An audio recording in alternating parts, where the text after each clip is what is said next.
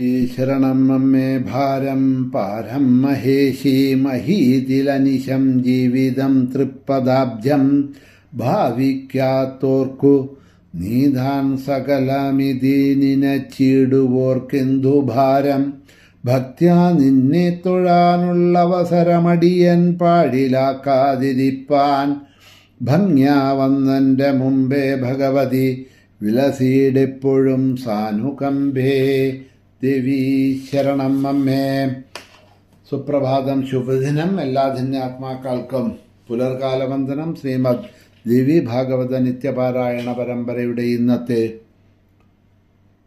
സത്സംഗത്തിലേക്ക് സുസ്വാഗതം. സപ്തമസ്കന്ധത്തിലെ 29-ാമത്തെ അധ്യായമാണ് നമ്മൾ ഇന്നലെ ആരംഭിച്ചത്.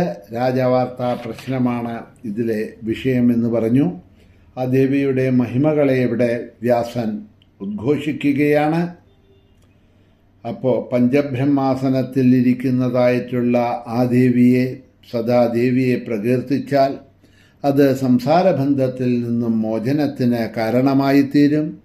അതുകൊണ്ട് ഹേ ജനമേജയ, ഹേ രാജൻ, ഏതു പ്രകാരത്തിലും ദേവിയെയാണ് ഭജിക്കേണ്ടത്. ആദ്യം വിരാട് രൂപത്തിൽ, അതായത് സ്ഥൂല പ്രപഞ്ച രൂപത്തിൽ ദേവിയെ കണ്ടു ഭജിക്കണം. സ്ഥൂല രൂപത്തിൽ കാണുന്നതെല്ലാം ന അന്യൽ വസ്തുഹ കിഞ്ചന, ഭഗവത് രൂപമഖിലം ന അന്യത് വസ്തുഹ കിഞ്ചന എന്ന് ശ്രീമദ് ഭാഗവത മഹാപുരാണത്തിൽ പറയുന്നത് മാതിരി ദേവീ രൂപമഖിലം ന അന്യൽ വസ്തുഹ കിഞ്ചന എന്നിവിടെ അതിനർത്ഥമെടുക്കാം. കാണുന്നതായിട്ടുള്ള എല്ലാം തന്നെ, 14 ലോകങ്ങളും ദേവിയുടെ രൂപം തന്നെയാണ്. കാണുന്നതായിട്ടുള്ള എല്ലാ വസ്തുക്കളും ദേവിയുടെ രൂപമാണ്. ദേവിയുടെ രൂപമല്ലാത്ത ഒരു വസ്തുക്കളും ഇവിടെ കാണാനില്ല എന്ന വിരാട് രൂപത്തിൽ ഈ ബ്രഹ്മാണ്ഡമായി നിൽക്കുന്നത്, അതിലെ എല്ലാ വസ്തുക്കളും വ്യക്തികളുമായി നിൽക്കുന്നത് ദേവി തന്നെയാണ് എന്ന് ആ സ്ഥൂല പ്രപഞ്ചരൂപത്തിൽ ആദ്യം ഭജിക്കുക. അത് ഉള്ളിൽ നമുക്ക് ഉറച്ചു കിട്ടിയാൽ അടുത്ത പടിയിലേക്ക് കടക്കാം. സൂത്രരൂപത്തിൽ, അതായത് സൂത്രരൂപം എന്ന് പറഞ്ഞാൽ സൂക്ഷ്മരൂപത്തിൽ, സമഷ്ടി വൃഷ്ടി ലിംഗരൂപത്തിൽ ദേവിയെ ഭജിക്കാൻ നമുക്ക് കഴിയണം. അതിനുശേഷം സർവാന്തര്യാമി രൂപത്തിൽ, അതായത് മായാശബള ബ്രഹ്മരൂപത്തിൽ ഉപാസിക്കണം. അപ്പോഴ് മനസ്സ് ശുദ്ധമായി തീരും എന്ന് പറയാണ്. അപ്പോൾ ആ ദേവി ഉപാസനാക്രമങ്ങൾ ആദ്യം സ്ഥൂലമായിക്കൊണ്ട്, പിന്നെ സൂക്ഷ്മമായിക്കൊണ്ട്, പിന്നെ സർവാന്തര്യാമിയായിക്കൊണ്ട് ആ ദേവിയെ ഭജിക്കുക. അതിനുശേഷം ആ മനസ്സ് ശുദ്ധമായി തീരും. ആ പരാശക്തിയെ ചിദാനന്ദപദത്താൽ ബ്രഹ്മസ്വരൂപിണിയായിട്ട് ഉപാസിക്കാൻ കഴിയും. ആ ബ്രഹ്മസ്വരൂപിണിയായിരിക്കുന്നതായിട്ടുള്ള പരാശക്തിയിൽ ചിത്തം ലയിക്കുന്നതിനെയാണ് ആ ദേവിയുടെ ആരാധന എന്ന് പറയുന്നത്. ഞാനിതാ ആ പരാശക്തിയുടെ ഭക്തന്മാരായിട്ടുള്ള അനേകം രാജാക്കന്മാരുടെ ചരിതം, കഥകൾ, സൂര്യ സോമവംശങ്ങളിൽ ജനിച്ച ധാർമ്മികരായിട്ടുള്ള ധീരന്മാരായിട്ടുള്ള ശുദ്ധിയും കീർത്തിയും ധർമ്മബുദ്ധിയും സദ്ഗതിയും എല്ലാം പുണ്യവും പ്രദാനം ചെയ്യുന്നതായിട്ടുള്ള ദേവിയുടെ ചരിത്രത്തിനെ അങ്ങ് ചോദിച്ചതനുസരിച്ച് ഞാൻ പറഞ്ഞു തന്നു.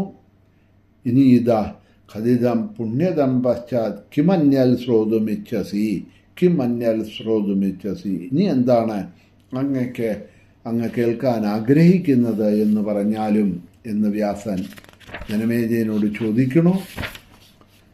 വ്യാസന്റെ ചോദ്യം കേട്ട ജനമേജയൻ പറയണു, ഗൗരി, ലക്ഷ്മി, സരസ്വതി എന്നീ ശക്തികളെ പണ്ട് പരാശക്തിയായ അംബിക യഥാക്രമം ഹരനും ഹരിക്കും അദ്ദേഹത്തിൻ്റെ നാഭിയിൽ നിന്നുദ്ഭവിച്ച ബ്രഹ്മാവിനും ദാനം ചെയ്തു എന്നങ്ങ് ഇതിനു മുമ്പ് പറഞ്ഞു. ഹിമവാന്റെ പുത്രി എന്നും ദക്ഷന്റെ പുത്രി എന്നും പ്രസിദ്ധയാണ് ഗൗരി. മഹാലക്ഷ്മി പാലാഴിമങ്ക എന്ന പ്രസിദ്ധയാണ്. ആദിപരാശക്തിയിൽ നിന്നാണ് ഇവരെ ജനിച്ചതെങ്കിൽ അന്യരുടെ പുത്രിമാരാവുന്നത് എങ്ങനെയാണ്? ഇത് അസംഭാവ്യമായിട്ടാണ് എനിക്ക് തോന്നുന്നത്. ആ സംശയമാണ് എൻ്റെ മനസ്സിലിപ്പോൾ ഉള്ളത്. അങ്ങ് അതിനെ എനിക്ക് ആ സംശയത്തിനെ ദൂരീകരിച്ചു തരണം എന്നിവിടെ പറയുകയാണ്. കാരണം പർവ്വതപുത്രിയായിട്ട്, ഗൗരിയായിട്ട്, പാർവതിയായിട്ട് ഭഗവതി ജനിച്ചു.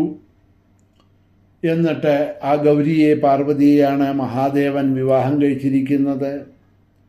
ലക്ഷ്മി സമുദ്രപുത്രിയായിട്ട് ജനിച്ചു. ആ ലക്ഷ്മിയെ വിവാഹം കഴിച്ചത് മഹാവിഷ്ണുവാണ്. ബ്രഹ്മാവ് സ്വയം സൃഷ്ടിച്ചതാണ് സരസ്വതിയെ. ആ സരസ്വതിയെ ബ്രഹ്മാവ് സൃഷ്ടിച്ചതാണ്. അപ്പോൾ അങ്ങനെയിരിക്കുന്ന ഇവര് ആദിപരാശക്തിയിൽ നിന്നാണ് ഇവരെ ജനിച്ചതെങ്കിൽ, ആദിപരാശക്തിയുടെ അവതാരമാണ്, അതിൽ നിന്നാണ് ജനിച്ചത് എന്നുണ്ടെങ്കിൽ, ഉത്ഭവസ്ഥാനം ആദിപരാശക്തിയാണ് ദുർഗാലക്ഷ്മി സരസ്വതിക്ക് എന്നുണ്ടെങ്കിൽ, ഇവര് അന്യരുടെ പുത്രിമാരായിട്ട് എങ്ങനെയാണ് ജനിച്ചത്? ഇത് അസംഭാവ്യമല്ലേ? അതുകൊണ്ട് അതിനെ എനിക്ക് ആ സംശയത്തെ ഒന്ന് തീർത്തു തരണം എന്നിവിടെ ചോദിക്കണു. ആ സംശയങ്ങളെ തീർത്തുകൊണ്ട് വ്യാസൻ പറയാൻ തുടങ്ങുന്നു. ശൃണുരാജൻ പ്രവക്ഷ്യാമി രഹസ്യം പരമാത്ഭുതം ദേവി ഭക്തസ്യ തേ കിഞ്ചിത് അവാച്യം നഹി വിദ്യതേ. ഹേ രാജൻ, ഹേ ജനമേജയ, കേൾട്ടോളൂ. അത്ഭുതാവഹമായിട്ടുള്ള രഹസ്യം ഞാൻ പറഞ്ഞു തരാം. ദേവി ഭക്തനായ അങ്ങയോട് പറയാൻ എനിക്ക് അതിയായ താല്പര്യമുണ്ട് എന്ന് പറഞ്ഞതാ പറയാൻ തുടങ്ങുകയാണ്. 3 ദേവിമാരെ എപ്പോഴാണോ ജഗദംബിക 3 ദേവന്മാർക്കായിട്ട് നൽകിയത്, അപ്പോൾ മുതൽ അവർ സൃഷ്ടികർമ്മങ്ങൾ ആരംഭിച്ചു. ഒരിക്കൽ ഹാലാഹലന്മാർ എന്നു പേരുള്ള ദൈത്യന്മാർ മഹാപരാക്രമികളായി തീർന്ന് 3 ലോകത്തെയും ജയിച്ചു എന്ന് പറയാണ്. പെട്ടെന്നവർ ഹാലാഹലന്മാരെന്ന പേരുള്ള ഈ ദൈത്യന്മാർ മഹാപരാക്രമികളായിരുന്നു. നിമിഷനേരം കൊണ്ട് അവർ 3 ലോകത്തെയും ജയിച്ചു എന്നാണ് പറയണത്. ബ്രഹ്മാവ് നൽകിയ വരം കൊണ്ട് അഹങ്കാരികളായിത്തീരുന്ന അവരുടെ സേനകളെ കൊണ്ട് കൈലാസവും വൈകുണ്ഠവും ഒക്കെ വളഞ്ഞു.